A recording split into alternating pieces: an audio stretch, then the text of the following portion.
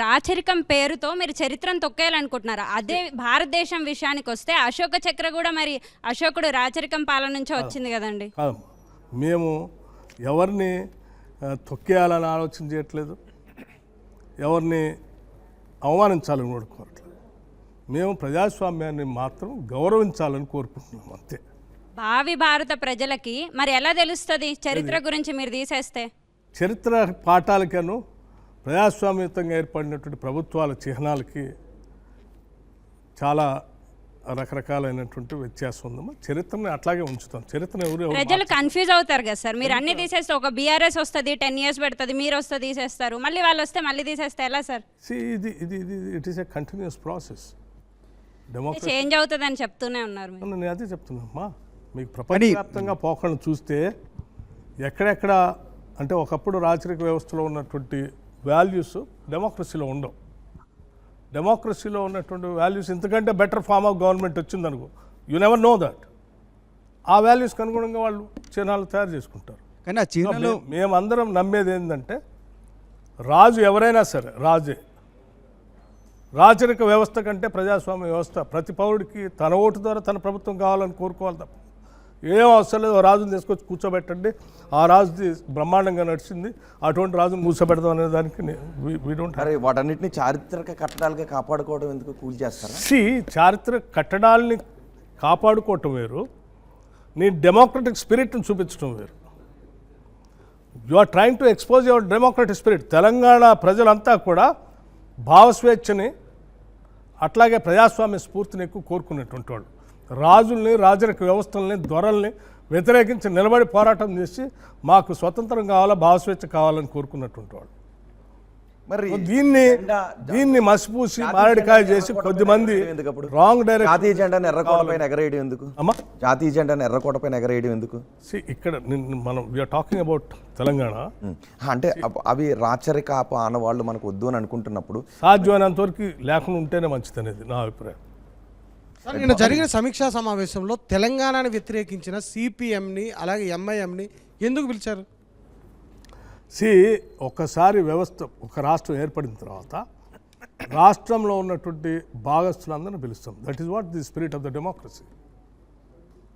భిన్నాభిప్రాయాలు ఉంటాయి నీకు వ్యవస్థలు ఏర్పడేంతవరకు. ఏర్పడిన తర్వాత నీకు ఆ రోజు నువ్వు నాకు అనుకూలంగా చెప్పలేదు కాబట్టి నువ్వు బయటకు పో అంటే that's not the spirit of the democracy at all. నాకు ఓటైనటువంటి వాడికి నేను పని చేయనంటే ఎట్లుంటుంది?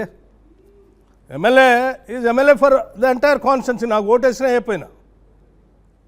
So that's the spirit of the constitution. But Vikramarka గారు, మీరు రాచరికం అని కేవలం మాటలే చెప్తున్నారు, కేవలం అనాలని అంటున్నారు తప్పితే అది కాదు. కేసీఆర్ ముద్ర, బీఆర్ఎస్ ముద్ర ఉండకూడదు అనే ప్రయత్నం జరుగుతుంది. అందుకే టీఎస్ను టీజీగా మార్చేశారు, జాతీయ గీతంలో మార్పులు చేశారు, ఇప్పుడు ఎంలంలో మార్పులు తీసుకొస్తూ ఆగారు. జాతీయ గీతం అనేది ఆనాటి తెలంగాణ ఉద్యమంలో తెలంగాణ ప్రాంతంలో జరిగిన ప్రతి బహిరంగ సభలో పెద్ద ఎత్తున గొంతెత్తి పాడారు కదా, ప్రకటించారు కదా. ఇదే అందశ్రీ రాసిన పాటని రేపొద్దున రాష్ట్రం ఏర్పడిన తర్వాత దీన్ని రాష్ట్ర గీతంగా అనౌన్స్ చేస్తామని. కేవలం అందశ్రీ లాంటి వాడు రాశాడు కాబట్టి దాన్ని రాష్ట్ర గీతంగా మీరు మార్చుకోవాలి. అదే అందశ్రీ కాకుండా ఇంకెవరు రాసి ఉంటే చేసి ఉండేవాళ్ళేమో. కానీ మేము ఆ గీతానికి అందశ్రీకి ఇద్దరికి గౌరవం ఇస్తూ తెలంగాణ ప్రజలు ఆ ఉద్యమ స్ఫూర్తితో దాన్నే రగిలిచ్చారు కాబట్టి దాన్నే జాతీయ గీతంగా అనౌన్స్ చేశాం. You must respect that. కానీ ఇవన్నీ బీఆర్ఎస్ మీద కక్ష సాధింపు కాదు, ఆనవాళ్ళు ఉండకూడదని కాదా? బీఆర్ఎస్ వాళ్ళు ఎందుకు వాడారు ఆ పాటని? అప్పుడు అదే అందశ్రీ గారిని పెట్టి అదే పాటని ప్రతి మీటింగ్లో దాన్ని అంటే మీరు ప్రతి విషయం తెలంగాణ తల్లి రూపురేఖల దగ్గర నుంచి మీరు విమర్శిస్తూ వచ్చారు. రాష్ట్ర గీతం దగ్గర నుంచి, ఎంబ్లం దగ్గర నుంచి, తెలంగాణ తల్లి రూపురేఖల ఎంబ్లం గురించి నేను ఇప్పటికే స్పష్టత ఇచ్చాను. నేను డెఫినెట్గా ఇప్పటికి కూడా ఎంబ్లం గురించి మేము ఒక చర్చను లేవదీసాం. రాష్ట్రంలో ప్రజాస్వామ్యం కావాలా, రాజరిక వ్యవస్థ కావాలనే దాని మీద let the people decide. We have not decided it finally. మేము చర్చకు పెట్టాం. చర్చకు పెట్టి రేపు పొద్దున దానికి ఒక కమిటీ కూడా వేసాం. కమిటీ వేసి కానీ అన్ని మార్పు చేసి అక్కడ ఆగటానికి కారణం కేటీఆర్కి భయపడ్డారు అన్నారు. కేటీఆర్ పోరాటానికి భయపడ్డారా? అంటే ఎవరన్నారు అది అనౌన్స్ చేసి ఆపారని? కమిటీ అంటున్నారు కదా, అన్ని దుగుడుగా ముందుకు వెళ్ళిపోయారు. కానీ ఎంలం దగ్గరకు వచ్చేసరికి ఎంలం సంబంధించి ఒక కమిటీ వేసాము. ఆ కమిటీ చైర్మన్ నేను. ఇంకా చర్చలు వాటన్నిటికి ఎందుకు కమిటీ వేయాలి? ఒక నిమిషం. వై దానికి already it has been approved. నీకు మూమెంట్ దగ్గర నుంచే పాట మీద అందరూ తెలంగాణ గేమ్ మీద అందరూ ప్రతి ఉద్యమంలో జరిగిన ప్రతి సభలో దాన్ని వాడారు, దాన్ని అనౌన్స్ చేస్తా అన్నారు.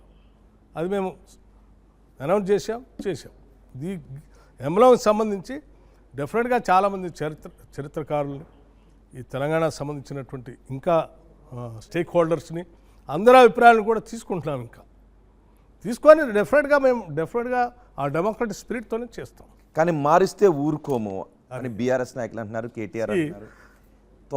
కాకతీయుల తోరణాన్ని తొలగించిన, చార్మినార్ని తొలగించిన. We respect people of Telangana. ప్రజాస్వామ్యంలో ప్రజల అభిప్రాయాలే విలువైనవి. కొద్దిమంది వ్యక్తులు అభిప్రాయాలని పరిగణలో తీసుకొని అన్నీ చేయాలంటే కరెక్ట్ కాదు. మెజారిటీ ప్రజల అభిప్రాయాలు తీసుకొని దానికి అనుగుణంగా మేము ముందుకు పోతాం. ఇప్పుడు మీ మిత్రపక్షంగా మారుతున్న ఎంఐఎం కూడా అంటోంది పరిగణలోకి తీసుకోరా ఎంఐఎం చెప్తాను కూడా, ఎంఐఎం కూడా చార్మినార్ని మార్చడాన్ని వ్యతిరేకిస్తుంది. నేను అనేది మేము ప్రజల అభిప్రాయాలు తీసుకొని ముందుకు పోతాం. మెజారిటీ ప్రజల అభిప్రాయాలు ముందుకు తీసుకొని అది కూడా we will see to that 100% దాంట్లో ప్రజాస్వామ్య స్ఫూర్తి ఉండేటట్టుగానే చూస్తాం. ఎందుకంటే మాలాంటి వాళ్ళు సామాన్యులు, ఈ రాచరిక వ్యవస్థలో భాగస్వాములు కాలేనటువంటి వాళ్ళు, అందులో ఎప్పుడు లేనటువంటి వాళ్ళకి ఇవాళ గొంతెత్తి మాట్లాడే అవకాశం, ఓటేసి తన ప్రభుత్వాన్ని ఎన్నుకునే అవకాశం కేవలం ఈ ప్రజాస్వామ్యం ద్వారానే వచ్చింది. కాబట్టి ఆ ప్రజాస్వామ్యం ఉన్నంతకాలమే ఈ ప్రజలందరికీ వెలుగు ఉంటుంది. అసలైన తొలి వెలుగు. ఫాలో వాట్సాప్ @తొలి వెలుగు official.